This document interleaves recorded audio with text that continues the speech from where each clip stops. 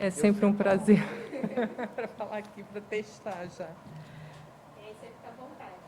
Tá, Eu sento onde, Carol? Não é melhor todos estarem aqui ou eles só chegam... Você que sabe.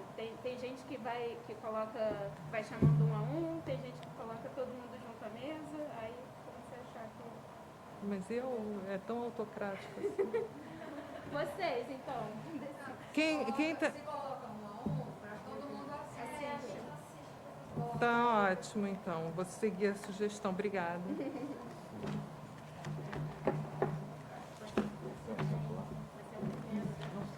Eu sou? Poxa, mas que... Bom, boa tarde. É um prazer estar aqui participando dessa sessão da Ampap Sudeste. Eu queria falar rapidamente da importância desse evento ligado à Ampap Nacional, em que os pesquisadores de pós-graduação podem, né, participar publicando seus trabalhos, suas pesquisas. Então, esse evento tem essa característica. Eu fico muito feliz de poder participar e contribuir, né? Bom, vou me apresentar, né? Eu sou Tatiana da Costa Martins, eu sou professora do Programa de Pós-Graduação em Artes Visuais da UFRJ, sou professora do Departamento de História e Teoria da Arte, da Escola de Belas Artes, também da UFRJ. E venho aqui fazer a moderação dessa mesa intitulada Cinemática, Arquivo, Negritude. Cada palestrante terá 15 minutos para apresentação, tá? Então, eu vou aqui começar a fazer o papel do relógio, nosso tempo cronológico, e vou acertar aqui o cronômetro. Meu PowerPoint. Então, o Marcos, você está pronto aí com o seu material? Já posso te apresentar? Pode me apresentar? Sim, por Sim, gentileza. então tá. Por favor.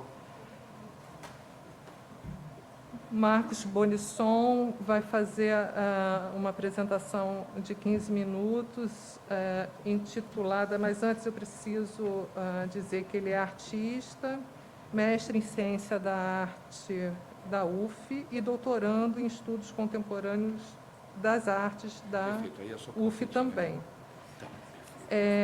A apresentação, a comunicação intitulada Rogério Sganzerla, Poéticas no Cinema, Invenção. Então, passo a palavra agora ao Marcos para a sua apresentação. Olha, eu queria começar agradecendo aqui a Ampap, a coordenação da Ampap, pela gentileza de transmitir tanto conhecimento valioso num momento tão complicado como esse, que a gente passa no país e no mundo, e isso é solar. Então, eu fico contente. Vou tentar aqui cumprir meus 15 minutos com a leitura do meu texto. Nunca participei da Ampap, então, assim, perdão qualquer tropeço aí na leitura, mas, enfim, é falta de experiência mesmo, tá bom? O título do meu texto, na verdade, é esse que está aqui, do relato de pesquisa, mas no preenchimento do Google Forms acabou sendo Rogério Sganzerla, Poéticas de um Cinema Invenção, erro meu, mas o título é esse que está aí, do relato de pesquisa. Tá? Observa-se que a ressonância da poética do cinema Invenção de Rogério Sganzerla ecoa hoje no Brasil e se amplifica no mundo em alto e bom tom. A densa tessitura de sua significância sugere um abrangente escopo de interpretação a partir de um coeso corpo-linguagem gerado em um campo interdisciplinar de experiências. Penso em Rogério vivendo e trabalhando em São Paulo em um tempo de grande dinâmica criativa, mas também de adversidade sob a égide de uma ditadura militar brutal. Vale lembrar que, de 1967 a 1971, o artista dirigiu 10 filmes, 7 longas e 3 curtas-metragens. Conheci Rogério Sganzerla em 1988, apresentado por sua companheira, a atriz e diretora Helena Inês. Assim, Rogério e eu nos tornamos amigos e, ao longo de 15 anos, colaborei em alguns de seus filmes e tive o prazer de inventar junto em várias situações de trabalho a convite do diretor, incluindo O Favorito, um roteiro inédito realizado em parceria para um filme-ensaio que foi escrito, arquivado, mas não esquecido. O roteiro foi trabalhado em processo permeado de muitas ideias, risadas e uma combinação inflamável de visadas. O escopo de interesse de Rogério Sganzerla era excepcional. Do primeiro filme, em curta-metragem, uma metalinguagem do cinema, aliás, um filme de ficção que tinha por título Documentário, realizado em 1967, passando pelo esgarçamento total da linguagem cinemática de O Bandido da Luz Vermelha. Em Assertiva, dirigir 10 filmes, ou seja, 7 longas e 3 curtas, dos 21 aos 26 anos, é raro. Excepcionalmente, quando temos 10 bólides audiovisuais de linguagem anárquica lançados diretamente das telas que sacodem o espectador sem a menor cerimônia. Cinema de Contágio. Obras que têm como único traço constitutivo a liberdade fílmica sem concessão. Corte seco, e temos um personagem, Paulo Vilaça, sentado no escuro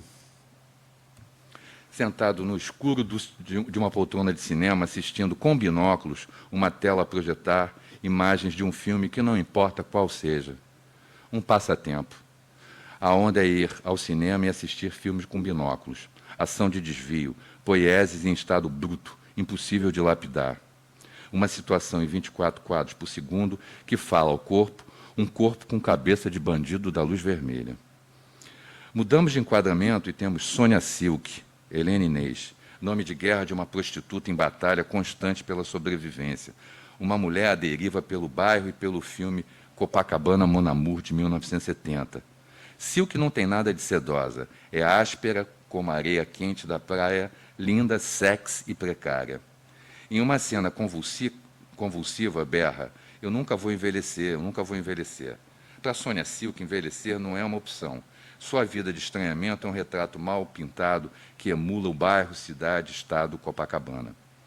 Em Sganzerla, o jogo vocabular sarcástico e a subjetividade meândrica conduzem com frequência a uma ação paródica que está presente em sua narrativa crítica como um simulacro de algo deletério ou como uma crítica mordaz ao normativo social e estético. Toda a filmografia de Rogério é um grande corpo de matéria possível de ser moldável em diferentes desígnios. Seu cinema é experimental. Seu fascínio por novas tecnologias sempre foi pontual, do vídeo ao universo digital. Não me recordo ouvir de Rogério qualquer observação de ordem purista em relação a meios ou recepção, o que nos traz ao campo expandido das artes visuais e seu abrangente escopo de investigação, seja um cinema de dispositivo, cinema-invenção, cinema expositivo, vídeo-instalação ou mesmo um antifilme, como o próprio Sganzerla cunhou o seu último filme, O Signo do Caos, em 2003. Nesse sentido, podemos exemplificar a participação de Jean-Luc Godard na documenta de Cassel, edição de 10, em 1997, e seus múltiplos desdobramentos, ou como afirma o ensaísta e pesquisador Philippe Dubois. Essa copresença do cinema e das artes plásticas nos lugares nobres da arte contemporânea não é somente uma questão de exposição, de escolha de curador ou de assessor, mas também uma questão dos procedimentos artísticos.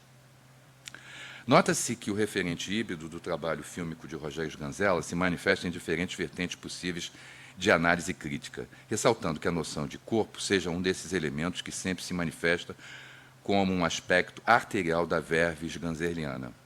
Um corpo de obra repleto de invenções audiovisuais. Seus filmes sempre falaram ao corpo. Quando pensamos em novas posturas espectoriais, diante das elaborações do quase-cinema, aqui invocando Hélio de Sica, o artista inventor deste termo, de uma galáxia de obras seminais, temos uma experiência de outra ordem. A busca do suprassensorial é a tentativa de criar, por proposições cada vez mais abertas, exercícios criativos, prescindindo mesmo do objeto tal como ficou sendo categorizado. Em Abismo de Sganzerla, em 1977, o diretor parece ter realizado um filme buscando a experiência máxima sensorial de combustão espontânea humana ao selecionar e combinar Zé Bonitinho e Jimi Hendrix como elementos principais de uma alquimia fílmica inefável. Rogério e Hélio são artistas extraordinários de sinergia do corpo ativado pelo significante fabuloso. Suas obras dialogam e esse corpo fabulado, provisório, transita sem direção certa por vias de desvio, mas se materializa com precisão em uma obra aberta à fruição. Rogério, ainda bem jovem, foi estudar em São Paulo na década de 60 e, aos 19 anos, já escrevia artigos críticos para o jornal Estado de São Paulo. Em um desses textos, registrou: os cineastas do corpo têm como única revelação o corpo. O corpo é um elemento em conflito. Estamos diante de um cinema sensorial, de um cinema físico. É sintomático que um dos temas mais frequentes nestes realizadores seja justamente o amor pelo cinema. Faço questão de frisar que os cineastas do corpo fazem um cinema provisório, irregular, moderno, afinal. A poética cinemática de Rogério Sganzella é um corpo-colagem montado com pedaços de tudo. Um corpo barroco que se manifesta não pelo excesso, mas pelo transbordamento, a partir de onde ele se manifesta. Um corpo fantasma, como se a tela de cinema impregnada de luz operasse uma cascata de imagens ectoplásmicas que transborda pelos 4 cantos do retângulo horizontal, direto para cima do espectador, em fluxo e sem pausas. Um corpo barroco como a personagem Ângela Carne e Osso, interpretada por Helena Inês no filme A Mulher de Todos, de 1968. Uma mulher que trama, sonha, berra, escangalha a sintaxe da narrativa e atormenta o espectador com desejo ou ódio, mas esse espectador sabe que a fantasmatização de carne e osso jamais passará incólume em sua experiência durante o filme. Sganzella é barroco italiano, conflitante com uma sublime escultura de Bernini, o êxtase de Santa Teresa de 1652. Excepcionalmente em relação aos olhos e à boca, pelo santo orgasmo de uma divina epifania. O barroco de Rogério é significante e caudaloso. O artista transborda. Sua filmografia, permeada por diatribes, mas blindada de categorias venosas, como a classificação de cinema marginal que ele detestava, o cineasta espelhou, em contingência da sua linguagem cinemática, o que o semiólogo Humberto Eco define sob a literatura polissêmica do escritor Herman Melville. A verdadeira lição de Moby Dick é que a baleia vai para onde ela quer. O barroco do cinema-invenção do artista é corte, episteme e convulsão. A pesquisa busca produzir textos e imagens polifônicas que possam intrigar não só em contexto de teorias, mas de um filme a ser inventado em um duplo convulsivo de rupturas e desvios que se manifestam em processo artístico, transmutando-se em questões que voltam a ser refletidas à medida que o trabalho se redireciona em uma dinâmica própria do exercício da linguagem no lastro do tempo. A poética de roteiros condensa em si uma cartografia de muitas metáforas, mas poucas metonímias. Metonímias em campo ampliado poderiam ser uma chave mestra para o portal de diálogo do verbo vocovisual, termo criado pelo escritor irlandês James Joyce e revisitado pela poesia concreta. Segundo o cineasta Júlio Bressani, Rogério Sganzella foi leitor assíduo de muitos anos e curioso de James Joyce, sobretudo muito na tradução brasileira de Haroldo e Augusto de Campos, lida, relida, ainda jovem, apaixonadamente. Visitou a Irlanda, sabia páginas do Ulisses de cor, leu as cartas de Joyce. A materialidade da linguagem foi bastante estudada e divulgada no Brasil pela poesia concreta, que Rogério conhecia muito bem. Disse-me com um gesto afirmativo que viera de Joyce a montagem radical do Signo do Caos, de 2003. A supressão, a troca de um termo pelo outro, a parte pelo todo, como uma sinedoque, dessa tensão metonímica da linguagem, tudo que se apresentar como totalizante se esvanecerá no enquadramento das imagens em movimento de Rogério. Essa articulação estética fragmentada condensa a produção de um objeto final, mas também a experiência processual em si mesma. Assim, esgarçar o significado, torná-lo significante e ter como resultado surpreendente. Filmar um roteiro pronto, impregnado de memória afetiva, é afirmar um desafio interdisciplinar e penetrar um estado experimental. Sim, é possível dizer que meu trabalho seria uma colagem como modo de pensamento e perpassado de digressões. Digressão em seu significado substantivo e lexical, como um ato ou efeito de se afastar, ir para longe do lugar onde se estava, devaneio. Seria difícil imaginar pensar sem digressões. Com digressões, volto ao plano em movimento de meus binóculos que observam as frenéticas ruas de São Paulo, cidade de hipnótica urbanidade, onde, em 1968, Rogério filmou o seu mais famoso filme, O Bandido da Luz Vermelha. Andarilhar na boca do lixo, sempre em direção ao centro da periferia. Quando a gente não pode fazer nada, a gente escangalha, fala do bandido da luz vermelha. Em contracampo, conheço São Paulo. No entanto, sinto-me sempre perdido nessa metrópole, mesmo quando sei exatamente onde estou, como sugere Clarice Lispector. Perder-se também é caminho. Sentido sem sentido, que me norteia. Gosto das grandes cidades, colmeias de organismos escangalhados que nem eu, pelas bordas, sempre em direção ao que transborda, em círculo concêntrico, como um imã topológico de uma bússola quebrada à deriva. Um giroscópio intermitente que, em seus hiatos, me fazem olhar meus pés sobre a calçada em uma dada esquina de uma megalópole brasileira com sua múltipla tessitura de coisas e seres. Uma colagem humana que ganha vida através de grandes cargas elétricas, raios, trovões, situações galvânicas. Enfim, perder-se e encontrar-se para perder-se de novo, como um corpo inventado, composto por muitas partes de outros corpos do mundo ideia. O tema da pesquisa proposta para o doutorado nasce de uma longa relação de amizade e parceria do proponente com o artista e da minha admiração por sua obra. Em suma, observo que a invenção é parte inevitável que se apresenta no esquema geral dessa pesquisa. Busco uma experiência extraordinária que se manifestará em imagens, escrita e filme. Na condição de artista pesquisador brasileiro, penso em abrangência nas adversidades que vivemos em contexto sociopolítico atual. Tenho questões e dúvidas. Aqui, agora, muitas respostas seriam inconclusas, mas o desejo me leva a inspirar a oportuna ao nosso roteiro inédito, o favorito. E ao centro dessa grande metrópole em que vivemos, Rio de Janeiro, onde poderia existir uma esquina de uma rua que dá direto para uma pista de grama verde, sem corridas, sem perdedores, sem falcatruas, com justiça. Diferentemente da fala malfadada de personagens cretinos de nosso roteiro, como João Coruja, que responde ao nocivo doutor sátiro. Prognósticos? Para a gente perder mais? Já não perdemos o suficiente? Fala de personagens do roteiro inédito de Sganzella e Bonisson. Obrigado.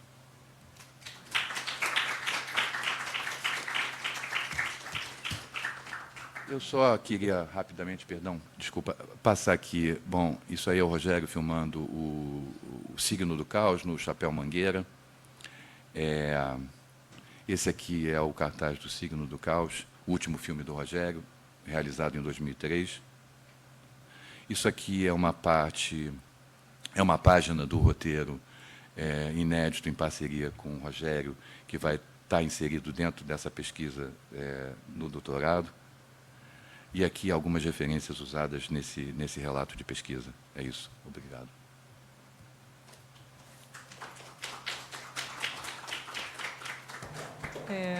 Marcos, muito obrigada. Eu vou organizar da seguinte maneira. Eu vou pedir para a próxima palestrante vir à mesa e a gente abre o debate no final, das perguntas para serem feitas ao final da mesa. Então, eu peço para que a Sara Ramos de Oliveira venha.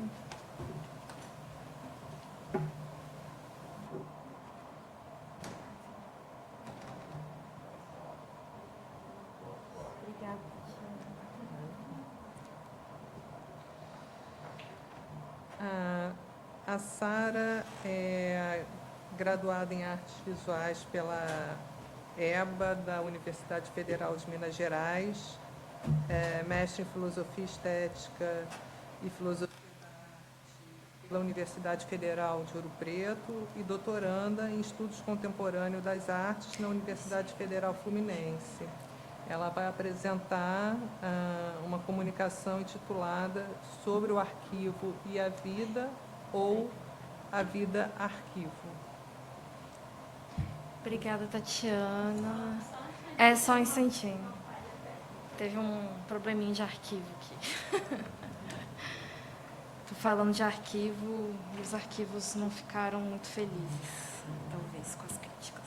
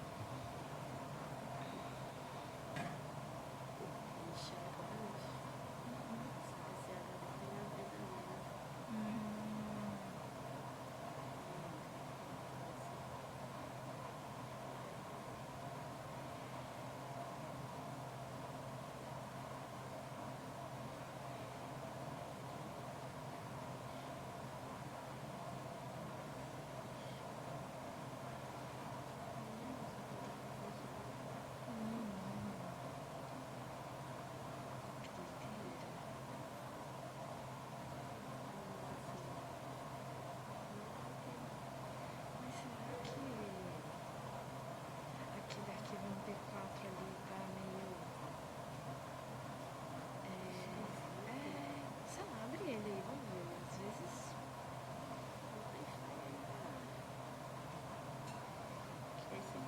Não, esse aí é o vídeo, que talvez eu vai subir, mas...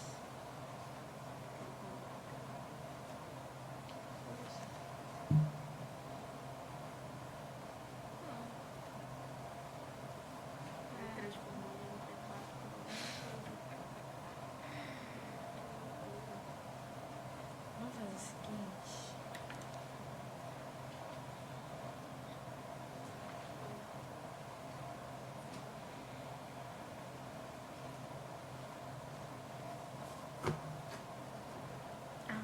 foi.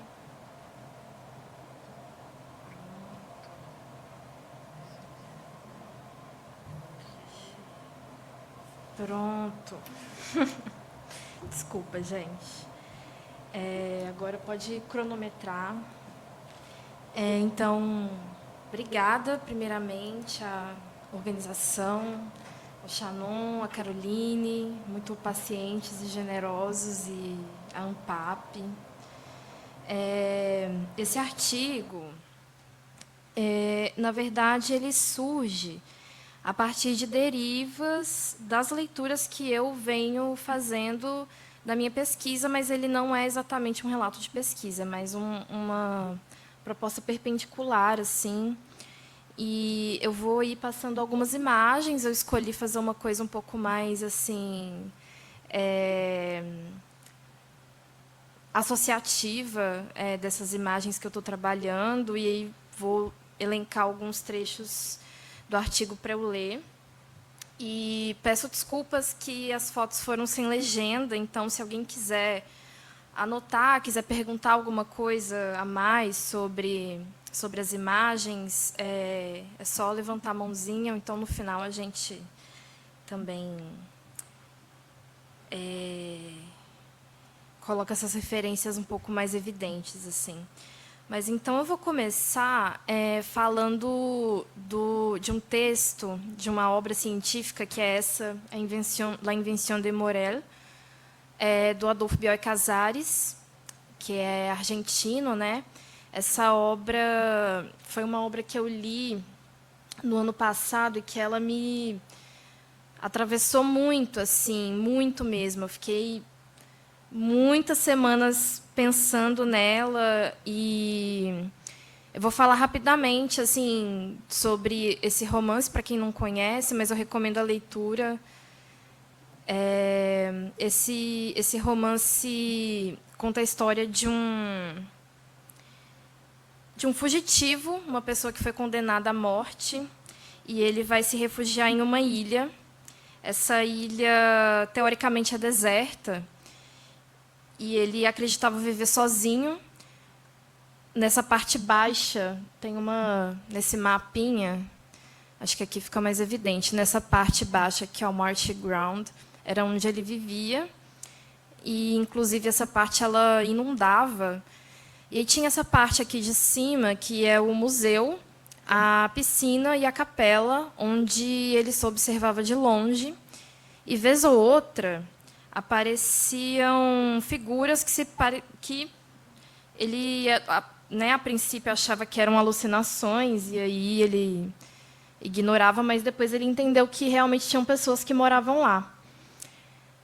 E, bem, observando essas pessoas, ele se encanta, ele se apaixona pela figura da Faustine, uma mulher de lenço na cabeça. E muitas coisas acontecem, né? Não vou dar muitos spoilers, assim, só um pouquinho. E aí ele acaba por entender, quando ele vai falar com a Faustine, quando ele toma essa coragem, a Faustine ignora ele completamente, mas não como se ela ignorasse, e sim como se ele não existisse, como se a presença dele não pudesse ser notada por Faustine e também pelos outros habitantes. Ele começa a investigar, e essa ilha acaba, enfim, trazendo muitos mistérios à tona, até que ele descobre no subsolo dessa ilha aparelhos, um conjunto de maquinários muito avançados para a época. Detalhe que esse romance foi escrito em 1942. Foi publicado em 1945, pela primeira vez na Argentina, né? Ele chega no Brasil em 1956, eu acho. E essa aqui é a capa da primeira edição. E aí, dentro dessas investigações, ele descobre esse maquinário e acaba também por presenciar uma conversa de uma figura chamada Morel com os outros habitantes da ilha. E, nessa conversa, o Morel acaba por revelar que, na verdade, aquele passeio daquele grupo de pessoas era um experimento no qual ele estava testando um aparelho que ele inventa, que era capaz de tornar a vida infinita. Ele descobriu uma forma, né, de ser imortal. E, na verdade, o Morel, eu vou ler agora um trechinho. Morel revela que havia inventado um modo de viver para sempre. Ele inventou aparelhos, as máquinas encontradas pelo narrador no subsolo, que eram capazes de fotografar as pessoas através dos espelhos e reproduzi-las infinitamente.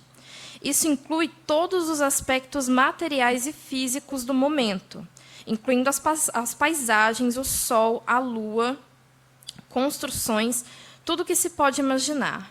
Então, esses aparelhos fotografam as pessoas e as coisas e reproduzem elas infinitamente. Morel havia comprado a ilha para realizar o experimento em seus amigos, sem que eles soubessem até certo ponto. O local foi escolhido devido às suas condições ideais de iluminação e de movimento das marés, que alimentariam as máquinas para sempre pela força motriz. Então, na verdade, Faustine e os habitantes eram imagens, eles eram projeções de pessoas que um dia existiram, porque, inclusive, os aparelhos acabam por matar as pessoas e as coisas que são fotografados.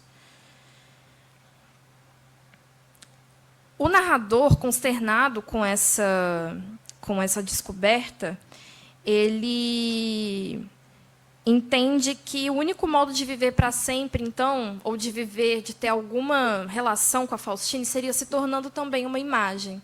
Então, ele abdica da própria vida para se tornar uma imagem. Ele se deixa gravar pelos aparelhos, né? A invenção de Morel é, basicamente, arquivar a vida e o mundo para que eles possam ser eternos. Morel percebe que somente as imagens possuem tal poder e que, se encontrasse um modo de registrar e reproduzir a vida como uma fotografia, ela seria eterna. E aí, no final, ele fala algumas palavras, o Morel, né, o narrador, ele encontra papéis datilografados do Morel, que ele inclui nesse diário que ele escreve sobre a vivência dele na ilha. E existem algumas frases, assim, alguns parágrafos que me marcaram muito, que me fizeram pensar toda essa pesquisa. A palavra museu, que uso para designar esta casa, é uma reminiscência do tempo em que eu trabalhava nos projetos de minha invenção, sem conhecimento de seu alcance. Na época, pensava em erigir grandes álbuns ou museus, familiares e públicos, com essas imagens. A intenção inicial de Morel com sua invenção era criar um arquivo vivo, mas acaba por descobrir que a vida e o arquivo não podem coexistir. Dessa forma, inaugura seu museu particular, onde vive eternamente com seus amigos, agindo na convicção de que esse simulacro é tão ou mais importante que a própria vida. Ou melhor, de que as imagens são a própria vida, de que possuem alma e consciência, e são capazes, portanto, de substituir a realidade. Tudo que os aparelhos captam morre, pois eles perdem a importância de existirem de outra forma que não seja no arquivo. E, bem, esse romance, então, é o ponto de partida no qual eu penso o arquivo enquanto possibilidade de viver para sempre, assim, digamos, e, enfim, vamos ver onde isso vai dar. Quando nos referimos ao arquivo, enquanto objeto, temática ou forma, nos referimos a um conjunto de características que englobam, entre eles, a reunião de documentos, sejam escritos, fotografias, filmes, registros sonoros, etc. No entanto, Michel Foucault nos alerta. Arquivo é, de início, a lei do que pode ser dito, o sistema que rege o aparecimento dos enunciados como acontecimentos singulares. Assim sendo, o arquivo guarda o que pode ser dito, aquilo que foi selecionado pelo sistema de regras sociais e políticas, definindo o que será história. Então, a partir dessa ideia, né, do arquivo enquanto vida, enquanto parte de uma verdade que está oculta, geralmente, de um processo um processo histórico, né, de um processo de amnésia coletiva que a gente vive, principalmente nos nossos contextos latino-americanos, é muito forte essa ideia de apagar os arquivos e de que os arquivos essa ideia não, né, essa cultura, esse hábito de vira e mexe, a gente descobre arquivos escondidos que traziam pedaços de uma verdade velada. E, enfim, alguns trabalhos artísticos, eles trazem à tona esses arquivos como forma de fazer um exercício de rememoração, né, para que a gente possa, de fato, entender o que se passou no nosso passado. Enquanto sistema, o arquivo falha, assim como a nossa memória. Há imagens que queremos ou precisamos esquecer.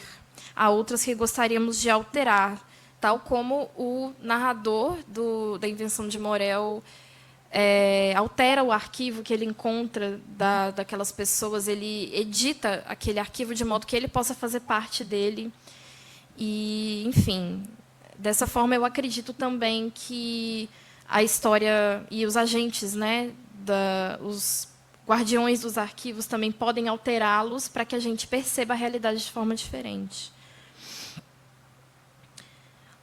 Os arquivos mantêm uma existência discreta. Por mais que os invoquemos, dia após dia, por mais que se publiquem livros e catálogos sobre eles, eles permanecem silenciosos, quase ocultos nas suas moradas sombrias, até que, de repente, algo acontece. O que acontece é sempre uma catástrofe natural, inundação, incêndio, soterramento ou provocada, vandalismo, descuido ou roubo. Ou o avesso da catástrofe. O arquivo é aberto ao público. Essa é uma citação da professora Maria Angélica Melende, que foi minha professora na UFMG, por quem eu tenho imenso apreço e todas as leituras dela sobre o arquivo na arte contemporânea também são muito importantes para mim, são muito caras para mim essa pesquisa. E, bem, eu vou começar, então, mostrando um pouco dos trabalhos. Vou avançar um pouquinho, porque o tempo é curto. A Maria Angélica, ela fala desse trabalho do Marcelo Brodsky, que é um artista argentino. Ele encontra esses arquivos que são, digamos, arquivos velados da polícia argentina, que foram... É como se houvesse uma associação de pessoas, de arquivistas que estão se esforçando ali para manter esses arquivos intactos, porque, na verdade, eles foram abandonados pelos governos subsequentes e foram descuidados, como acontece muito proximamente da nossa realidade brasileira, né? A gente não tem acesso aos dossiês da ditadura, enfim. E, bem, esses arquivos eles são da época da ditadura argentina, né, que durou de 1976 até 1983. E o Marcelo Brodsky, ao procurar esses arquivos como forma de falar dessa perspectiva do soterramento das informações, né, e da apropriação dos discursos da história, ele encontra esse arquivo aqui, que é do irmão dele. É um dossiê contendo... O irmão dele foi preso em 79 e desapareceu. Nunca encontraram corpo, nem rastros nenhum da vida dele. E, bem, ele encontra esse dossiê e é muito impressionante, né, isso daqui. Eu queria chamar a atenção para essa pilha de pastas, onde cada uma delas tem escritos, né, denominações assim absolutamente chocantes, cuerpos e, enfim, nomes, né, nomes de pessoas que quase todas foram desaparecidas ou presas, e, enfim. Marcelo Brodsky exibe, então, no trabalho Nexo, integralmente o dossiê do irmão dele. Ele expõe todas as fotos, tudo. E é muito chocante, porque é uma exposição de violência enorme. E Maria Angélica Melende critica esse ato, e ela nos surpreende com um ato de interdição, quando ela diz que ela não vai mostrar essas imagens no artigo em que ela cita esse trabalho, porque ela diz, abro aspas, para que escancarar as portas da ignomínia e do horror? Elas existem e continuarão existindo. Em nome de que estamos autorizados a vê-las? E aí a gente é obrigado, então, a fabular, a conceber o inconcebível, né? A gente, diante de um ato de interdição, principalmente se tratando de um ensaio de artes visuais, é muito interessante como a gente é, então, instigado a imaginar uma imagem interrompida e, enfim. Em seguida, Maria Angélica Melende cita os trabalhos de Rosângela Renaud, que trabalha com arquivos encontrados literalmente em porões e de, enfim, instituições abandonadas. Esse trabalho é um trabalho esse é vulgo, de 1998. É um trabalho no qual Renaud ela encontra, nos porões da Academia Penitenciária do Estado, da Acadepem, retratos dos redemoinhos dos cabelos que são destacados por Renaud em tons avermelhados. A intenção da Acadepem era usar essa característica íntima e única de cada pessoa como uma marca identificatória para o poder carcerário. Os negativos de vidro que deram origem ao trabalho foram encontrados por Renaud em condições insalubres, corroídos pela umidade e sem qualquer critério de organização. Com a ajuda da Funarte, da USP e da Associação de Arquivistas Brasileiros, a artista restaurou e catalogou os negativos. E essas são as imagens. Em seguida, Maria Angélica trata do trabalho imemorial, que são 50 retratos 3x4 ampliados de trabalhadores que construíram Brasília. As fotos faziam parte de arquivos da Nova Cap, estatal responsável pela construção da nova capital brasileira. Nas fichas dos trabalhadores que integram o imemorial consta a classificação dispensados por motivos de morte. Inclusive, crianças estavam nesse arquivo de dispensados por motivos de morte. Bem, nessa primeira parte, né, do trabalho, eu falo um pouco sobre esses arquivos da morte, e na segunda eu já falo sobre o arquivo revisitado e o avesso do arquivo. Pois, bem, é muito difícil rememorar essa memória que, enfim, foi velada, foi perdida. Então, alguns artistas encontraram como possibilidade, não só alguns artistas, mas também no trabalho do Jacques Derrida, Mal de Arquivo, a gente é levado a imaginar possibilidades de reinventar as nossas memórias, pois tudo aquilo que se apresenta como... Tudo aquilo que é exibido se transforma também em ficção, em fabulação. E eu falo desse trabalho do Vitor Galvão, que se chama Saturação. Vitor Galvão é meu amigo, meu colega de Escola de Belas Artes. Ele trabalha com arquivos encontrados em sebos e ele fabula criando ficções científicas com esses arquivos, e são bem instigantes. Eu convido vocês. Eu até trouxe o vídeo, mas, obviamente, não vai dar tempo. E, bem, em seguida, eu falo um pouco do trabalho do Randolph Lamonnier, que também é nosso amigo, nosso colega, no qual eu enxergo esse trabalho como o avesso do arquivo. É um trabalho em que a gente é levado a um contexto que, inclusive, foram fotos reunidas ao longo de anos, assim, produzidas, e eu entendo esse trabalho um pouco como um arquivo aberto, como uma fabulação também do lugar de memória. E eu convido vocês a lerem um pouco mais sobre esse trabalho no artigo, né, que já está incluído nos anais. Gostaria de falar um pouco mais, mas meu tempo já acabou.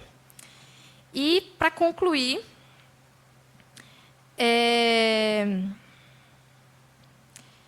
o que fazer, então, com os arquivos, né? O que fazer com o que fizeram conosco, assim, digamos?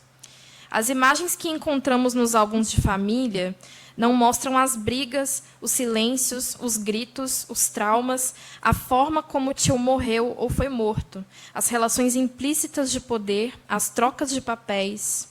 Não vemos aquilo que o fotógrafo viu no momento em que capturou a imagem. Nós vemos o que nossas subjetividades nos implicam a ver, dado o contexto social, econômico e político de cada observador. Porém, cada fotografia, de qualquer natureza, atua como uma janela do microcosmos do momento em que foi tirada. E com as imagens de arquivo não poderia ser diferente. Sendo assim, a presença dos arquivos no contexto artístico, seja na forma de reutilização ou na performatividade estética, como no trabalho de Randolph Lamonnier, possui o poder de revelar aspectos ocultos que dificilmente o documento histórico será capaz de transmitir. A foto possui um grande poder discursivo, e o simples ato de exibir imagens ordinárias possui a capacidade de resgatar uma memória velada em forma de ficção. Então, enfim, vou encerrar com uma pergunta, que é a pergunta que eu encerro o trabalho. Os arquivos são a evidência do aparelho de Flusser, as pastas organizadas em funções de tortura e morte, as imagens que revelam a violência das guerras, a coleção de objetos que foram usados pelo Estado para vencer as tentativas revolucionárias, os documentos que revelam a forma como o aparelho conduziu a população a um determinado direcionamento político. O aparelho flusseriano é, antes de tudo, o conjunto das engrenagens que atuam no mundo todo simultaneamente, direcionando a experiência a fins dirigidos e reinventando a nós mesmos. Podemos dizer que os trabalhos artísticos que usam aparelhos, arquivos em sua forma e são formas de fazer algo com o que fizeram de nós, revelando os fios de nylon que passam quase imperceptíveis ao longo da história.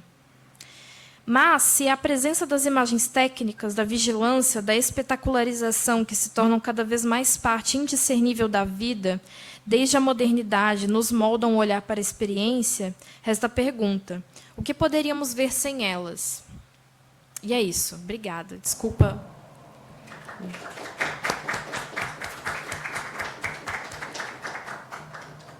Obrigada, Sara.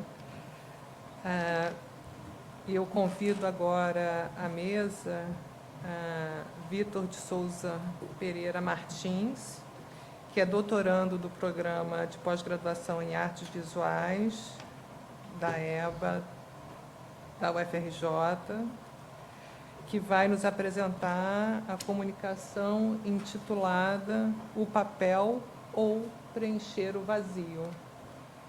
Vou esperar aqui.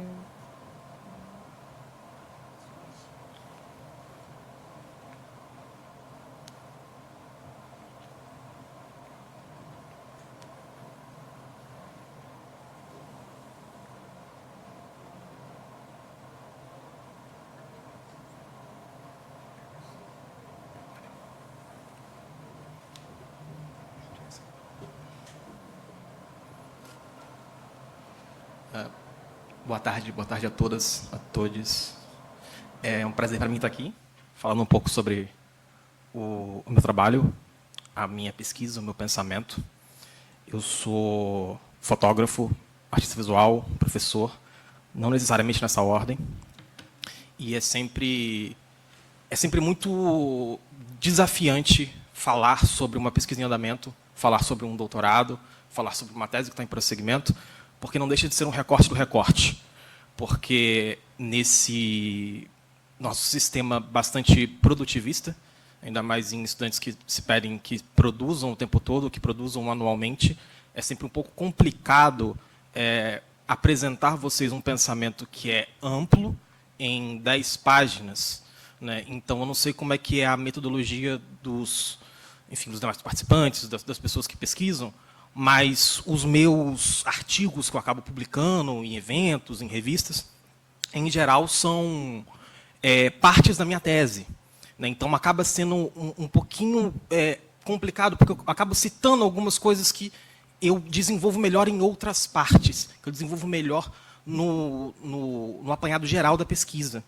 E a minha tese, ela hoje, eu sou um pouco complicado com nomes, às vezes eu mudo, mas ela hoje se chama Um Convite ao Escuro. Né? E eu tento convidar ao escuro da câmera fotográfica, do aparelho, e do pensar fotografia a partir também de um atravessamento racial. E eu sempre tenho essa metodologia de pegar esses caminhos que a imagem faz, esse caminho que a imagem atravessa, dentro no sentido de uma pesquisa de arte, uma pesquisa que parte de uma proposição plástica própria, ou seja, que parte de trabalhos meus, entrelaçados, obviamente, com outras referências. Eu tento pegar essas objetividades do sistema fotográfico e trazer a minha visão enquanto pesquisador poético, enquanto poetização em cima dessas contabilidades. Ou seja, eu tento falar um pouco sobre a objetiva do aparelho fotográfico e de que maneira eu posso fabulá-la. Nesse artigo que eu apresento na ANPAP, que é o papel ou preencher o vazio, eu tento falar um pouquinho sobre a parte final do processo de uma imagem enquanto artista fotográfico, que é o papel, que é a finalização, entre aspas, da imagem. Né? Artista tem alguns tiques, né, e algumas palavras, às vezes, que despertam gatilhos, né? Finalização, as pessoas... Porque, em geral, você realmente não finaliza um trabalho, mas, enfim. Né? Então, eu começo o meu artigo com essa parte de uma poesia do Abdias do Nascimento, né? Que nenhum socorro vem da documentação, da numeração do infinito, transito para todos os abismos, que eu acho que diz um pouquinho sobre o meu ato de pesquisar, a maneira como eu gosto de trabalhar. Né? Que é essa maneira de pegar essa quantização, essas qualidades quantitativas de todos os sistemas fotográficos, todas as maneiras como você interage com a fotografia e pensar em maneiras um pouquinho mais dóceis, ou maneiras de outros olhares, que eu acho que tem um pouquinho na obra do Abdias, e esse trecho ele desperta alguma coisa que eu acho interessante na maneira de se começar esse artigo.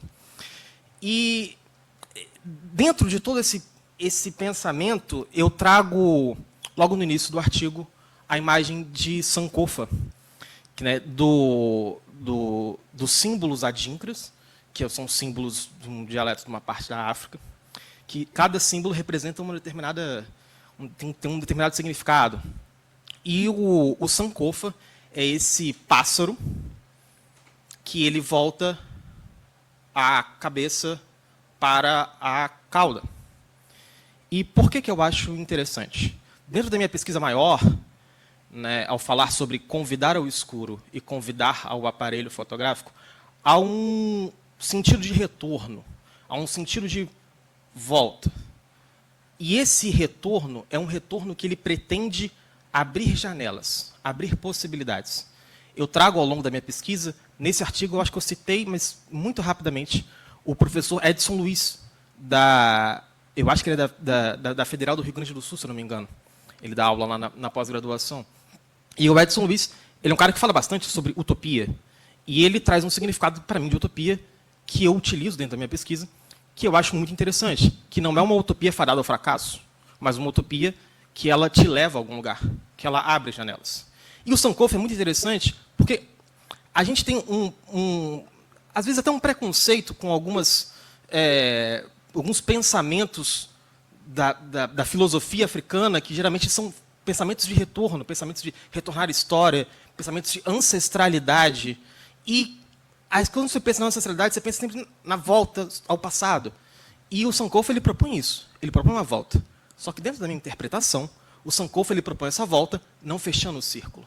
Ele volta, mas ele não fecha, ele abre. Ou seja, há um espaço de possibilidades, há uma janela, há algo a se atravessar. É onde eu pretendo trazer todo o meu pensamento enquanto fotógrafo, todo o meu pensamento enquanto artista, meu pensamento enquanto pesquisador dentro desse meio das artes visuais. E um trabalho que eu cito no artigo, um trabalho meu, se chama Navios Negreiros. É um trabalho grande, que acaba se transformando num livro. Eu fotografei várias imagens, e, inclusive, eu participei da última ANPAP online, de Jovens Pesquisadores do Sudeste, que eu falo sobre esse trabalho. Mas, na época, ele não era um livro. Na época, era apenas um ensaio fotográfico. E eu falo sobre ele, sobre esses navios negreiros, que são imagens abstratas. São imagens fotográficas abstratas. E que eu tenho um modo de trabalhar essas imagens, de trazer essas imagens enquanto fotografias. E essas abstrações, elas me traziam essa ideia parecida com o Sankofa, ou melhor, eu queria que trouxesse isso, não sei se traz, mas de abrir possibilidades, de abrir janelas em meio dessas abstrações fotográficas que eu tinha. Com esse livro, eu junto 3 corpos de imagens. Eu junto essas imagens desse ensaio abstrato, meu, autoral. Eu peguei um livro de arte técnica, um livro antigo. E esse livro, ele é muito interessante, assim, porque ele tinha um português muito arcaico. E eu, enquanto interessado em fotografia técnica, era bem interessante, assim, porque, enfim, ele me trazia algumas ideias de laboratório, assim, que você não sempre é usual hoje. Mas ele tinha um português tão arcaico, que quando você suprimia determinadas coisas, trazia uma certa poesia, assim, da vocalidade do português que se utilizava no livro, assim, sabe? Como o negativo vai desaparecer, esse tipo de coisa. Era muito importante para mim, eu achava muito interessante. Então, eu escaneei esse livro, e eu escaneei essas tabelas, essas quantificações que se tinha na fotografia, que ele dava tudo muito, muito certo, tudo muito encaixado, tudo muito quadradinho, assim. E isso era muito interessante, isso era muito importante para mim, isso era muito bacana. E eu trouxe essas imagens desse livro, eu escaneei esse livro, e eu também escavei eu procurei várias imagens de repositórios da escravidão, tanto da escravidão quanto do translado do povo negreiro para o nosso continente, se ainda for nosso. Mas eu juntei essas imagens, sempre as invertendo, sempre renegativando.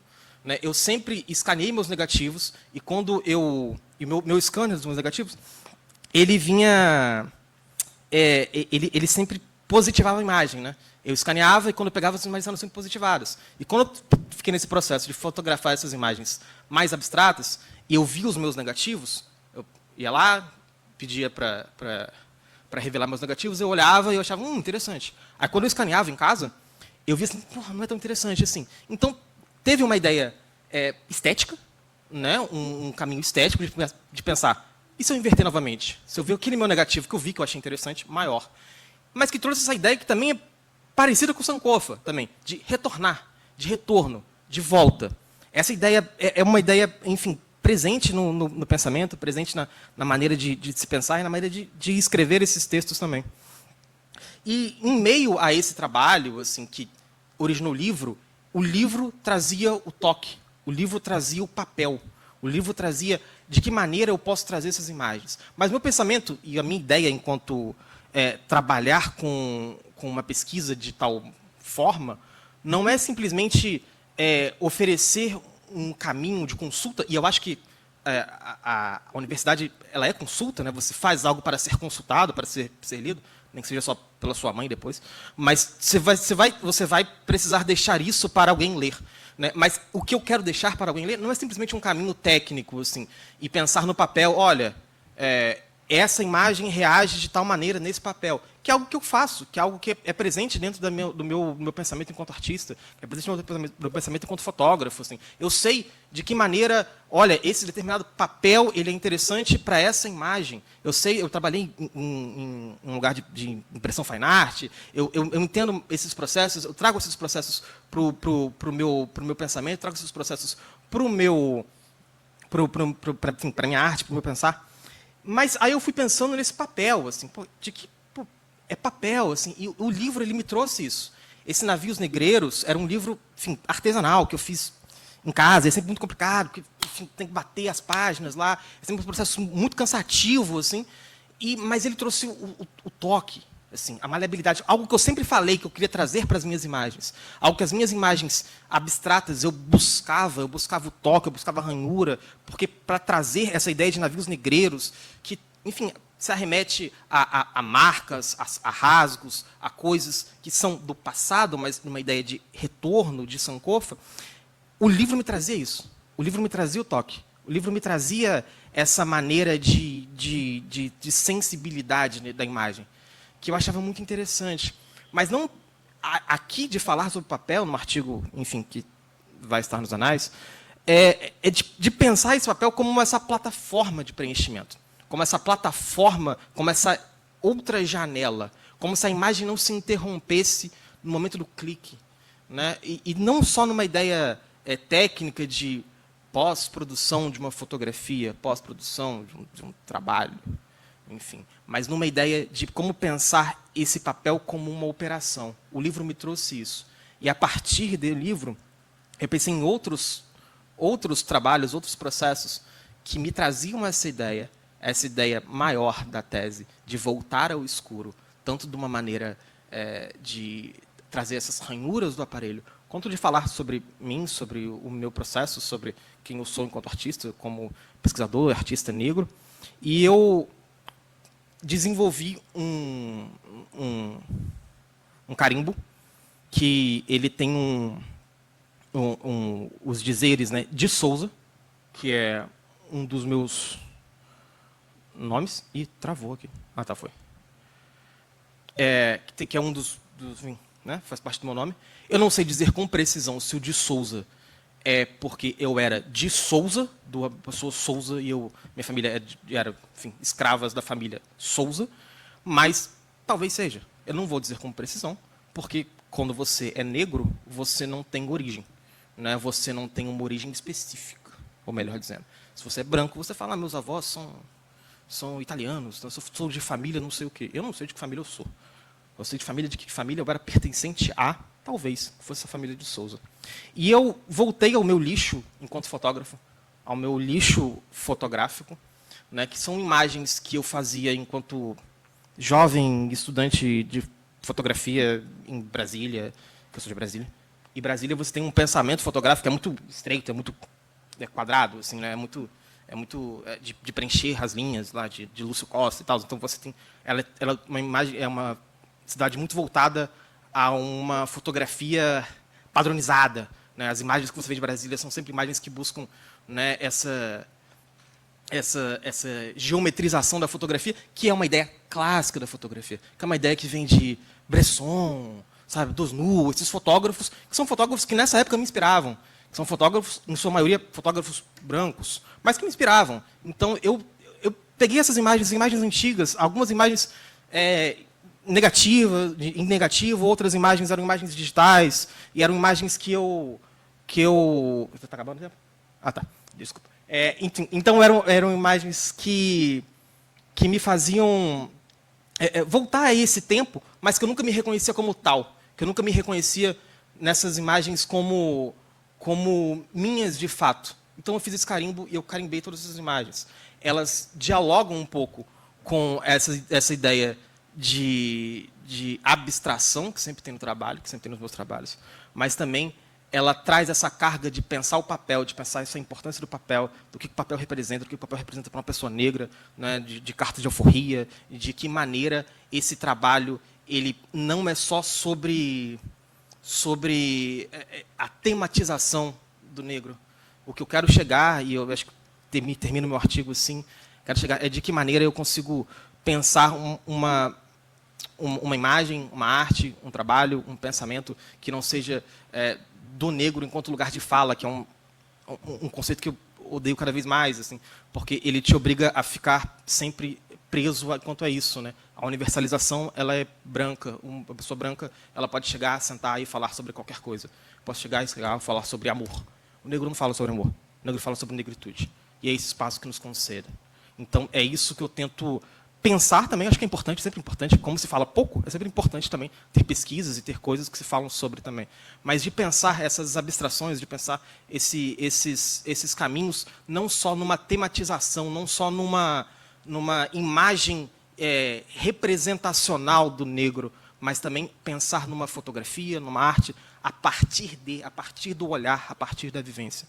Enfim, é assim que eu termino o artigo. Eu acho que eu falei rápido, mas é porque o tempo é pouco. Obrigado.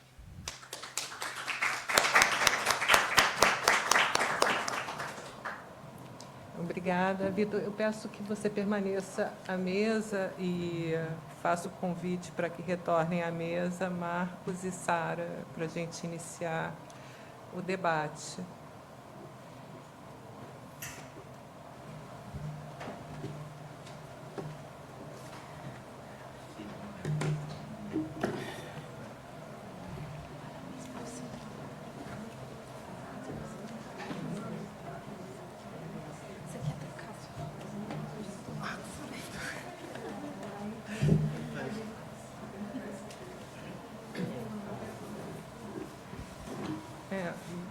Bom, novamente agradeço a ANPAP Sudeste, a organização do Shannon Botelho e da Caroline Alciones. E eu vou dar início ao debate, quer dizer, eu tenho algumas palavras para falar sobre o tema da mesa, né, como eu organizei, né, uma linha de modo a enlaçar as falas. Né? E a primeira é quase que uma obviedade, né, que é o contemporâneo, na medida em que ele é amplo e ubíquo, né, nas suas temporalidades e territórios, Então, de modo a sambarcar, né, vários temas. E eu percebi, especialmente nessas 3 comunicações, 2 aspectos que eu penso que são comuns, mas, quer dizer, podem não ser, enfim, a gente coloca aqui em discussão. São os contextos de origem que partem, né, de cada proposta, né? A gente tem a fala do Marcos Ganzerla vivenciando a ditadura militar, e tudo isso que aparece no filme ou no cinemático, o contexto da ditadura que a Sara apresenta, quer dizer, de modo ampliado, a partir da Melende, né, que ela trabalha os arquivos da ditadura, ela, trazendo aí a ditadura argentina violentíssima, também com seus inúmeros desaparecidos, e a violência da escravidão, né, cujos lastros estão aí até hoje. Então, acho que esse ponto de origem que parte, né, de uma discussão tão necessária, que é repensar de que maneira a gente vive ainda esse lastro das violências. E um segundo aspecto, que me cativou particularmente, foram os dispositivos que vocês apresentaram, cada um à sua maneira, né? Quer dizer, é um tema, uma questão, né, que é sempre muito próprio da natureza do contemporâneo, e dispositivos, o cinemático, vou chamar de cinemático ao invés de filme, tá? Vou usar aqui o termo que o Marcos propõe. O maquinário, partindo do Bioy Casares, né, do personagem de São de Morel, também adoro esse livro, quer dizer, e foi uma surpresa muito grande perceber, né, no fotográfico que o Vitor traz, a materialidade do papel, que é algo que assim a gente não pensa quando olha para a fotografia, né? Talvez o restaurador de fotografia olhe para a questão material, que é o papel. Então, são essas as minhas primeiras palavras, quer dizer, eu não tenho uma pergunta, mas eu quis trazer a compreensão que eu tive dessa mesa e dessas propostas. Então, assim, eu abro para o público e também para os palestrantes, se quiserem, né, perguntar alguma coisa um para o outro. Eu dou início, então, ao debate.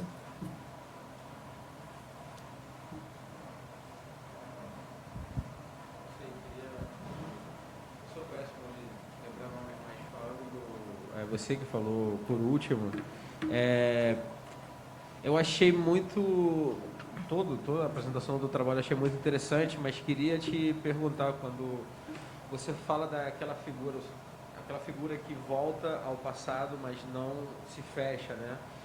E depois você tem a coisa do carimbo, e até eu não conheço o teu trabalho, mas tinha aquelas imagens que o carimbo estava por cima, né? São muito quase que monocromáticas, né? E eu achei isso muito interessante a partir desse ponto de vista de você ter trabalhado diretamente com impressão e com o papel e tal, e essa relação da reprodução, entendeu? Do tipo e Então, aquela primeira figura do voltar ao passado sem se fechar, eu identifiquei como um tipo, não conheço se aquilo chega a ser alguma forma de linguagem, de escrita, ou se é uma simbologia, mas eu não sei se essa parte gráfica também está presente no teu raciocínio, no teu processo criativo, e também na pesquisa, ou não? Como que você via isso? Isso aí era um ponto específico, assim, eu fiquei interessado. Enfim, cara, a simbologia... É interessante você levantar esse ponto. Assim, não sei se foi exatamente isso que você falou, mas o que eu entendi, assim, essa simbologia adíncara que eu trouxe, o símbolo, né, da sankofa, né, enfim, uma simbologia grande, né, é quase um alfabeto, assim, então você tem vários desses símbolos, mas eu confesso que até no texto, e eu sempre pensei nisso mais como as ideias que isso trazia. Eu não pensei no aspecto gráfico do símbolo, né? Eu não tinha me realizado nisso. Até interessante pensar nisso depois, assim, porque eu não tinha me tocado, assim, não tinha me tocado, porque eu realmente acho que por ser preto e branco, né, por ser um trabalho que ele é monocromático, assim, e todos os meus trabalhos eles são monocromáticos, assim, eu adoro cor, acho maravilhoso o trabalho dos outros. No meu, assim, eu não curto muito não, assim, tem um monstro colorido debaixo da minha cama para me pegar, assim, eu não consigo fazer nada colorido. E esse preto e branco é interessante, mas eu não pensei, confesso com você, que eu acho que é até algo para ser pensado para frente. Assim, eu não pensei na simbologia adinkra, né, como no seu aspecto gráfico, assim, eu pensei mais no significado que isso trazia, né, o símbolo e tal, as coisas que eu estava trabalhando, os autores que eu estava trabalhando, que traziam essa ideia de ir além da imagem, né, enfim, de outras possibilidades, de outras navegações, né, de trazer outros caminhos ali no que já está posto. Era mais ou menos isso que eu pensei ao trazer, é mais ou menos isso que eu escrevi no artigo, mas não pensei no aspecto gráfico, que pode ser interessante daqui para frente. Obrigado. Queria comentar uma coisinha sobre que me atravessou assim, pensando no seu trabalho. Eu sou de Ouro Preto, que é uma cidade onde a violência colonial é muito à flor da pele, né? Assim, é muito explícita e tem um amigo meu, o Douglas, que ele começou a perceber que em vários lugares da cidade existem símbolos adinkras. E ele foi indo mais a fundo e tal, inclusive o Douglas fundou em parceria com outros amigos, ele fundou uma espécie de, digamos, reeducação patrimonial, descolonial, dentro do contexto ali da cidade de Ouro Preto, que se chama Outro Preto.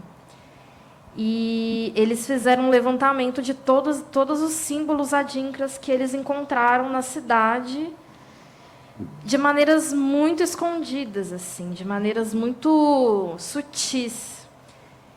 E isso me fez identificar um pouco essa questão do arquivo velado, sabe?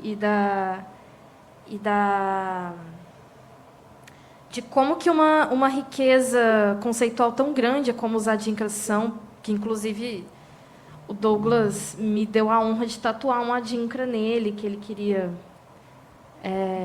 na época que eu tatuava lá.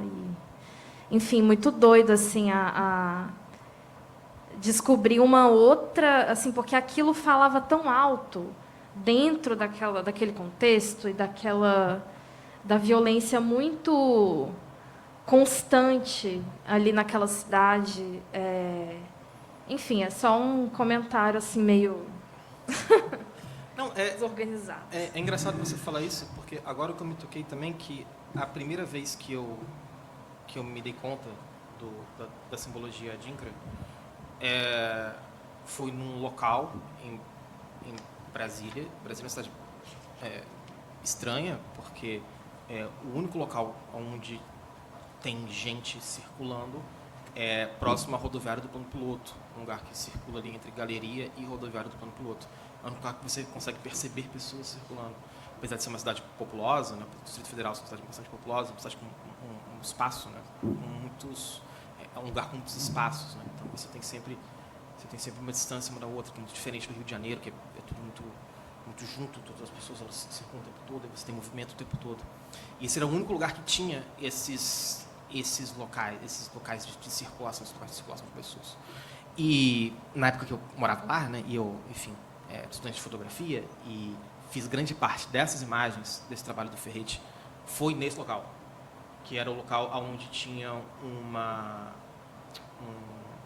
cabeleireiro, né, um local de pessoas negras e iam fazer seus cabelos, e tinha um dos símbolos adinkra, que é aquele que é parecido com um pente garfo, né? E eu não sei qual o significado desse, né? Mas eu lembro que tipo, tinha esse símbolo ali e eu não sabia o que era, né? Enfim, eu fiz essas imagens, várias dessas imagens que estão ali, eu fiz ali perto, porque era essa a metodologia que eu utilizava, né? De enfim, fotografar, então eu queria pegar essa coisa de pressão e tal, um momento decisivo, as pessoas andando na rua e alguma ação acontecendo. Isso, né, num local que não tem pessoas circulando, não tem como, né? Então você precisa ir nesse local que era único e aonde tinha essa efervescência, assim.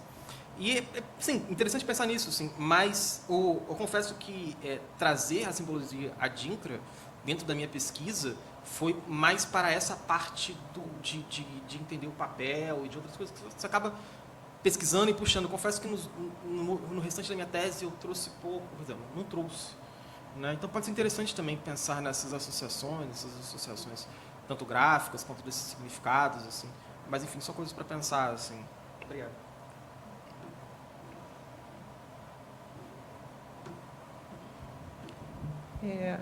Eu vou fazer uma pergunta. Alguém tem?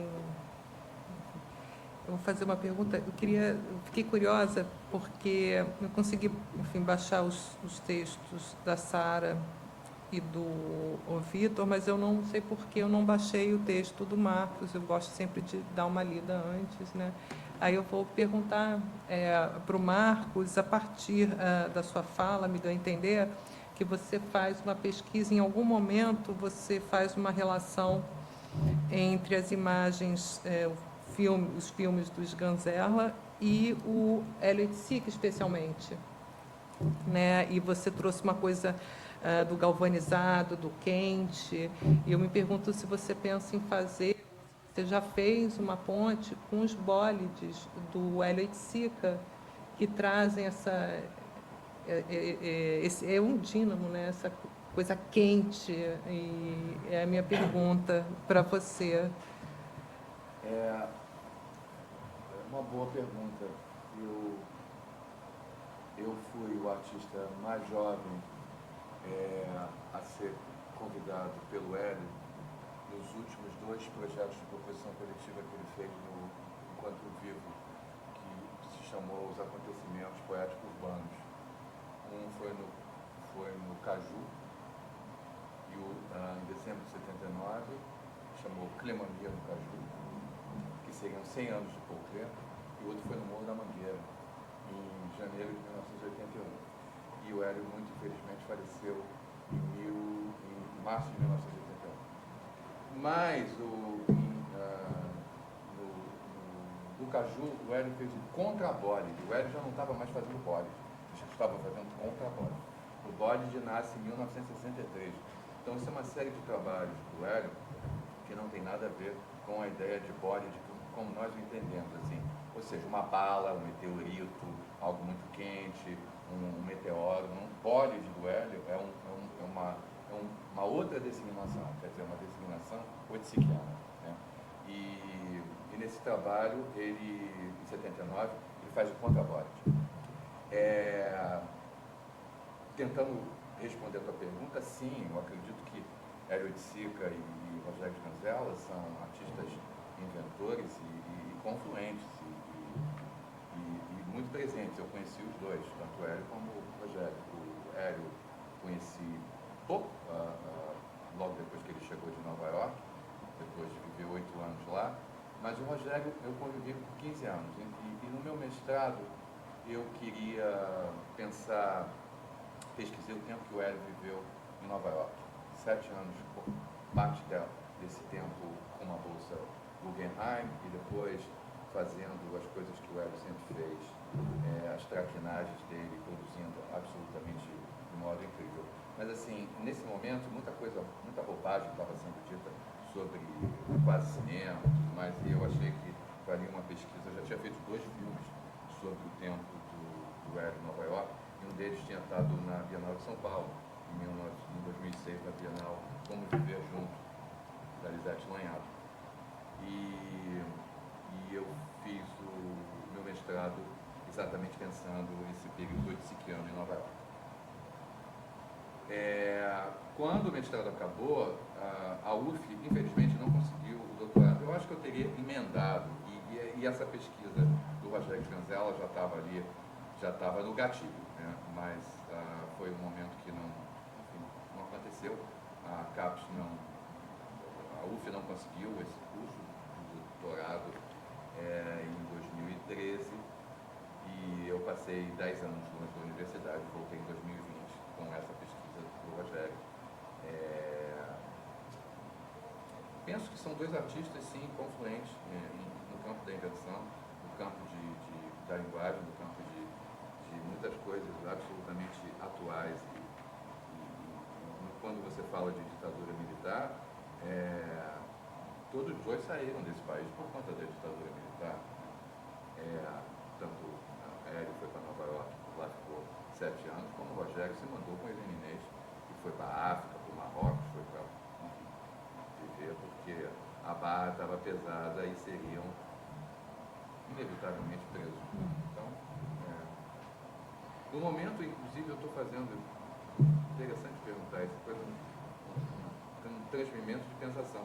Eu estou fazendo um capítulo da minha tese que é exatamente fala disso, Oiticiques Ganzella, objetos fílmicos relacionais. Dessa relação, mas principalmente perpassado por Jimi Hendrix, porque é um artista que tanto o Hélio Oiticica como o Rogério Ganzella fizeram trabalhos homenageando. Né? Então, o Hélio, apaixonado por Jimi Hendrix, fez um trabalho, uma das cosmococas, se chama Hendrix War, né? Aquela que está lá em latim, a CC5, e Rogério Ganzella fez um filme a partir de um longo arquivo que ele tinha da filmagem do concerto do Jimi Hendrix em 1970. O concerto que estava Caetano, Gil, Gal e tal. E esse filme, ele pega e faz um filme, e depois esse filme se perde e não existe mais, infelizmente. Mas os dois eram apaixonados por Jimi Hendrix e pela verve hendrixiana e tudo que foi absolutamente um corte epistemológico, certamente no campo não somente do rock and roll, mas da contracultura daquele tempo, dos anos 60, dos anos 70, e especialmente aquela performance de tocar fogo na guitarra com fluido de isqueiro, os dois vão mencionar isso.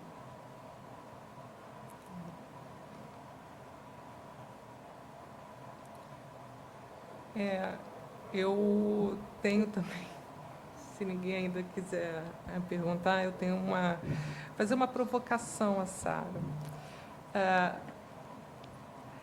É uma boa provocação, certamente.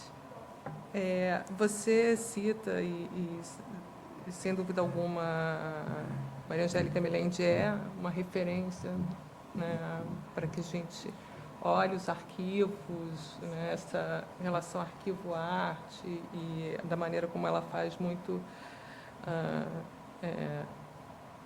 muita competência.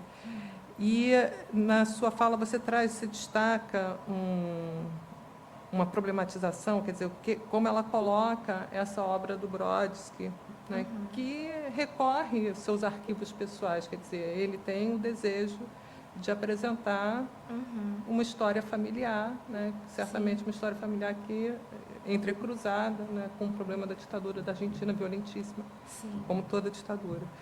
E ela faz a opção de não mostrar a obra. E eu fico me perguntando, e pergunto a você, né, se você mantém esse posicionamento do interdito, porque, a meu ver, isso aí eu, Tatiana, pesquisadora em arte contemporânea, eu não acho que tenha que ter interdito nenhum.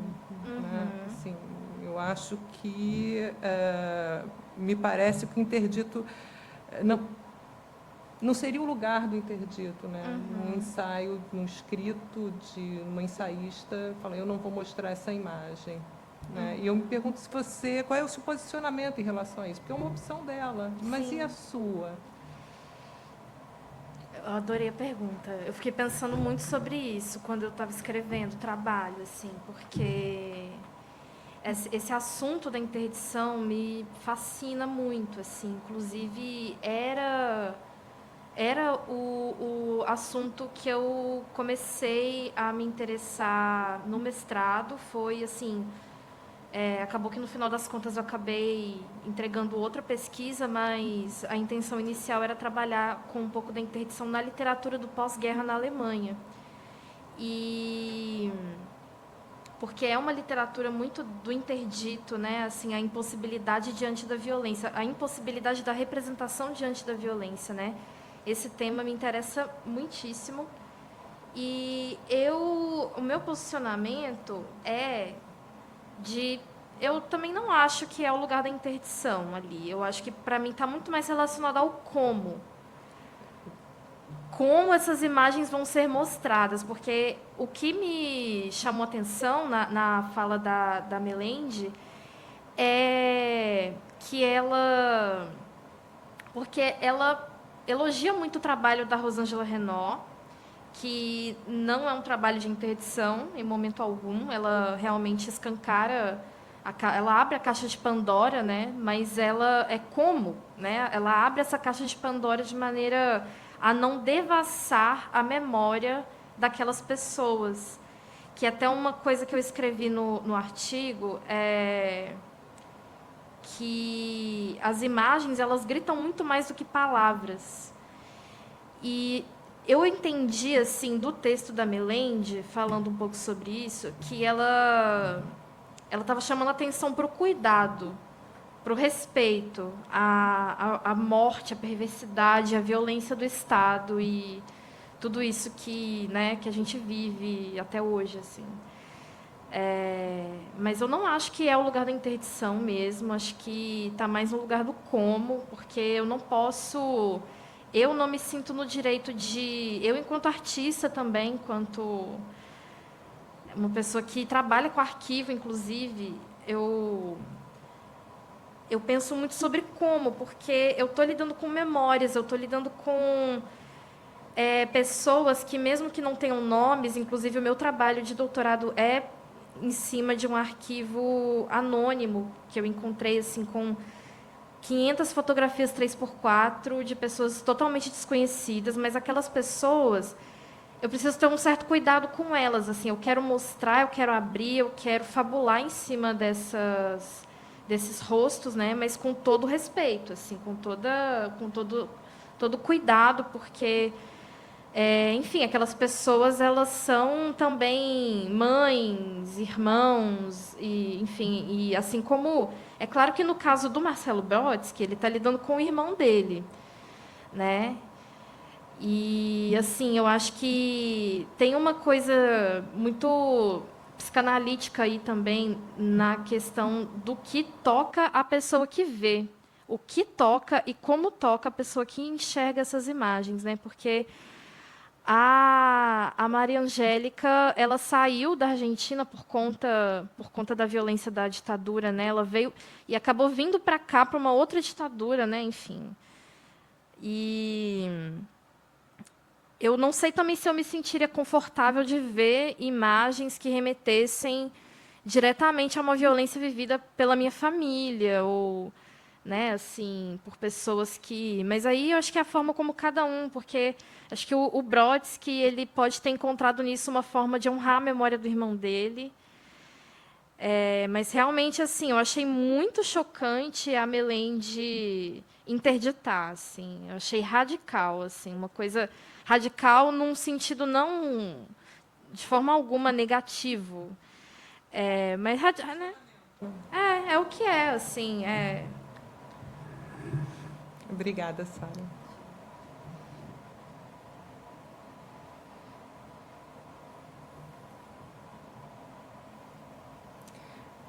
Alguém gostaria de perguntar?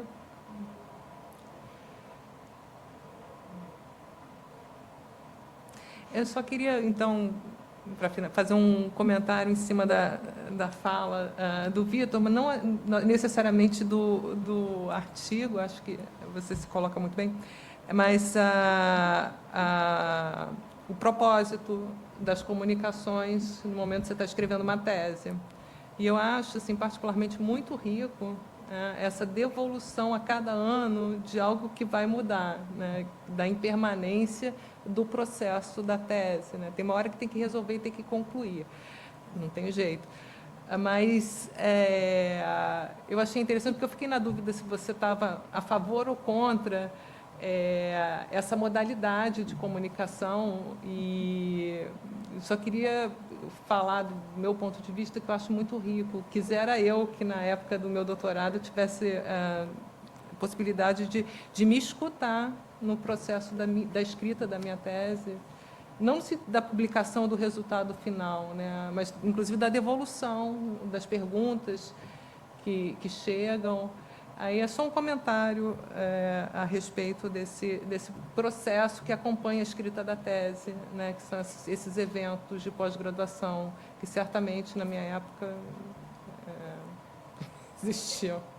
Desculpa ter perdido o debate, mas pegando carona na fala da Tatiana, eu também queria deixar aqui o meu relato enquanto já fui graduanda, mestranda e doutoranda participando da ANPAP. Estava conversando com a professora Lúcia aqui.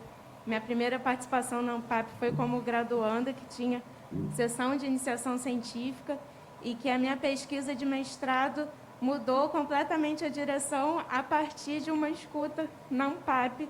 Eu detestei o que eu falei. Foi professora Lúcia, na época, conversou comigo, e assim também acho que esse espaço de escuta da gente, do que os professores e colegas devolvem também, para mim, assim, eu acredito nisso, assim, só essa observação. Assim, eu não sei se eu me fiz entendido, assim, eu não estava criticando falar sobre, porque eu acho que isso é exatamente muito importante, né? Eu acho que a academia, acho que é isso, né? Acho que você fala aquilo que você está pesquisando, as pessoas, elas dão feedback em cima disso, enfim, né? Essa dialética é o processo acadêmico, né? Que é um processo que eu adoro, assim, é a minha vida, assim, eu sou, né? Vou ser doutor, se me aprovar, e eu espero também trabalhar. Meu objetivo é ser professor universitário, enfim, né, meu objetivo, meu sonho. E eu acho que esse espaço é bastante importante. Assim, o que eu estava dizendo, não sei se eu me fiz completamente entendido, mas o que eu estava dizendo é sobre o desafio de falar sobre, né, a partir do momento em que é um recorte, assim. Porque eu estava vendo algumas coisas, por exemplo, na fala da Sara, ela estava falando, no final da fala dela, enfim, eu não li o artigo, né, ainda, mas ela estava falando, por exemplo, sobre Flusser. E Flusser é uma parte que ela é bem importante dentro da minha pesquisa, o Flusser. Só que, eu estava relendo o meu artigo aqui, né, enfim, antes de falar, e tem uma parte no meu artigo que eu falo assim: ah, tá, então é Flusser, aí eu coloco uma frasezinha, assim, uma citação dezinha pequena, só para puxar alguma coisa, assim. Eu fico assim, eu acho que isso não está exatamente... acho que isso pode ficar um pouco confuso, porque eu estou citando isso em outros lugares também. Então, acho que faz parte também. Acho que todo artigo se depara com isso também, assim. Eu só estava dizendo dos desafios de falar sobre isso, assim, porque você tem 15 minutos, e eu fico pensando nisso, eu contextualizo, e, sei lá, 3, 4 minutos, eu já perdi 3, 4 minutos contextualizando. Aí você tem mais 12 para falar, você vai falar meio correndo. É do desafio não, de e a gente falar aqui isso, da mediação com papelzinho. não do espaço, que é maravilhoso. Eu participei da outra parte do Sudeste Online, né? Participei a última também, Papo Maior, assim. Eu gosto mais da pequena. Os encontros do PPGAD também. Nossa, sempre maravilhoso, assim. Acaba também que a gente, quando se fala dessa lógica produtivista, tem algumas pessoas que falam disso, mas eu entendo que isso, que eu não entendo dessa forma produtivista. Eu entendo que se eu estou fazendo uma pesquisa, é de bom tom da prática acadêmica que a gente compartilhe os resultados da pesquisa. Eu acho importante também, assim, eu li seu artigo e eu comentei com você, assim, não é só sua mãe que eu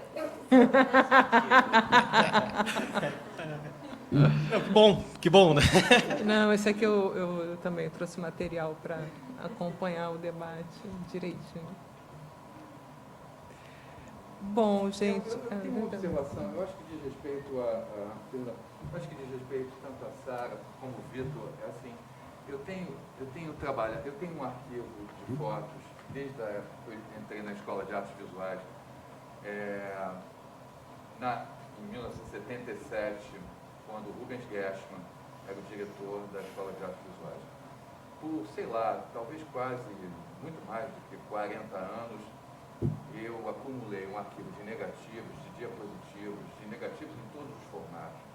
E na condição de filmmaker, de videomaker, de vídeos em todos os formatos, de filmes em todos os formatos, e não tem um dia na minha vida que eu não penso nesse arquivo como uma espécie de sonho mestiçado, um pesadelo. Como, assim, uma coisa que eu nunca vou dar conta, talvez, de resolvê-lo, né? Então, tudo que eu posso fazer é enfrentá-lo em fragmentos, em secções de tempo. Então, ou seja, um trabalho que foi feito em 1977, eu vou lá e cato, mas assim, a totalidade desse mundo-imagem que eu acumulei, e que diz muito a respeito do teu trabalho, eu acho que nunca vai ser resolvido, né? Pelo menos em vida. Eu estou falando assim, escanear, organizar, saber exatamente todas essas coisas, e eu estou falando isso por experiências, assim, inclusive de dois assuntos. O meu objeto sujeito de pesquisa, que foi Hélio Psica, em Nova York, todo o arquivo do Hélio de Nova York, que até hoje está sendo decifrado, está sendo escrutinado de todas as formas, como o acervo de Rogério Scanzella de toda a vida, né? Então são 25 filmes, são 25 longas, não sei quantos curtas, escritos e mais escritos e mais escritos. O sujeito, o Rogério, começou a escrever com 7 anos de idade, então ele começou a escrever muito antes de falar, né? Como é que essa questão do arquivo, muito para lá do mal de arquivo do Derrida, ela pode ser, não sei como é na sua cabeça, né? Quer dizer, mas quando eu ouço você falando, de algum modo eu vejo uma espécie de esperança. Eu falo assim, poxa, tem alguém que está tentando resolver coisas que eu nunca conseguiria resolver de modo algum, e simplesmente eu só posso acordar, sonhar com coisas espetaculares escondidas que estão ali, eventuais que eu possa descobrir, mas ao mesmo tempo me atormentar por tudo que eu jamais vou saber, ou já esquecido, né? Dentro daquele arquivo de milhares e milhares de nitratos de prata, seja lá em cores e em diapositivos e principalmente em negativos em TV. Sim, aí é interessante porque o Vitor também volta no arquivo morto dele, né? Para trazer imagens que estavam, de certa forma, escondidas e ressignificá-las dentro de um outro olhar, de um novo... Mas eu acho, assim, Marcos, que ainda mais quando a gente está lidando com um distanciamento histórico, porque aí a gente está falando de rolo de filme, a gente está falando de, assim, inclusive o Randolph Lamonier, que é meu amigo, né, do qual eu comento um pouco do trabalho, a gente, na época da graduação, a gente fotografava, fazia tudo analógico, e, enfim, eu sei o pesadelo que isso é, assim, é um verdadeiro pesadelo.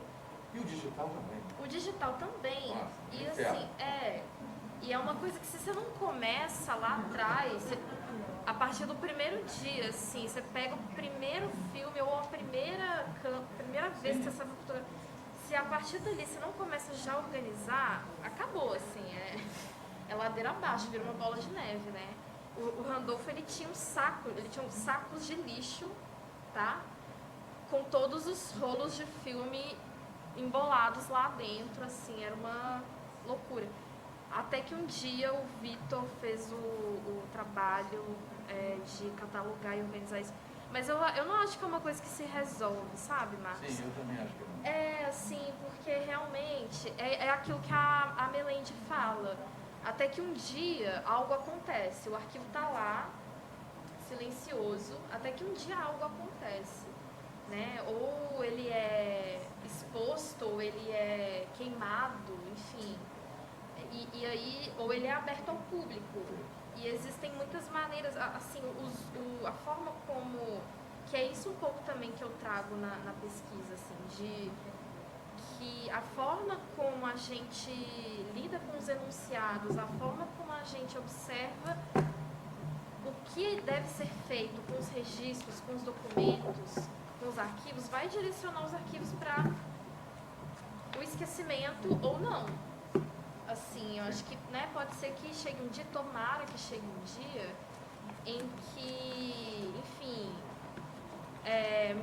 igual você falou, sabe, pelo menos não em vida, mas assim, pô, um dia alguém vai pegar o seu arquivo e falar, pô, não, esse aqui é o arquivo do Marcos Bonisson, vou organizar isso aqui.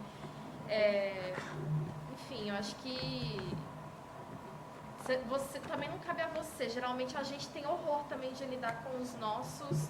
Assim, eu imagino que você deve ter sofrido muito voltando no seu arquivo, na sua. Eu tenho pavor de olhar os meus desenhos, minhas coisas antigas da graduação, assim, minhas fotografias antigas.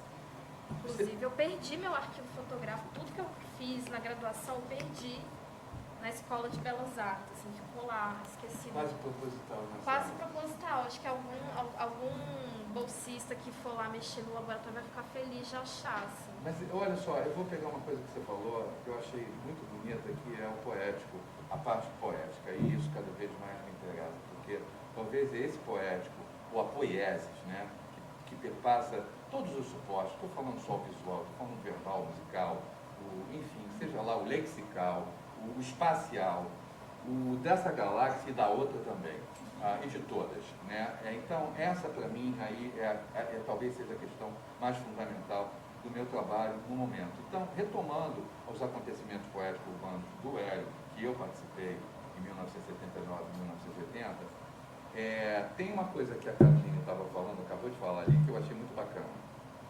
Um dia na universidade, numa aula da disciplina do Luiz Guilherme Vergara, com a Valmeri Ribeiro e a professora Andréa Capelovic, chamado Zonas de Confluência. Né?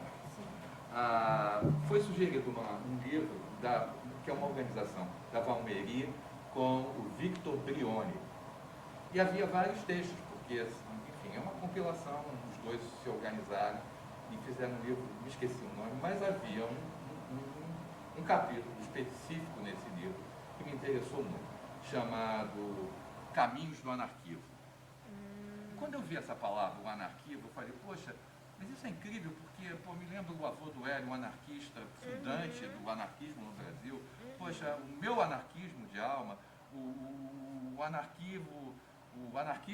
a arquitetura do Gordon Matta Clark, por exemplo, né? Então, eu fui juntando um monte de esse prefixo que simplesmente me ativa alguma coisa, e eu falei, uau, isso aí é interessante, deixa eu ler esse negócio. E eu fiquei encantado, porque a ideia dela de anarquivo é uma ideia de uma filósofa, artista, é dela e do Brian Matsumi, que são esses fundadores do Sense Lab, que existe o Sense Lab em várias partes do mundo, uma organização de artistas, filósofos, pensadores, que se reúnem e vão pensar as coisas mais diversas relacionadas à arte, à vida, e tudo mestiçado, imbricado e tudo amalucado.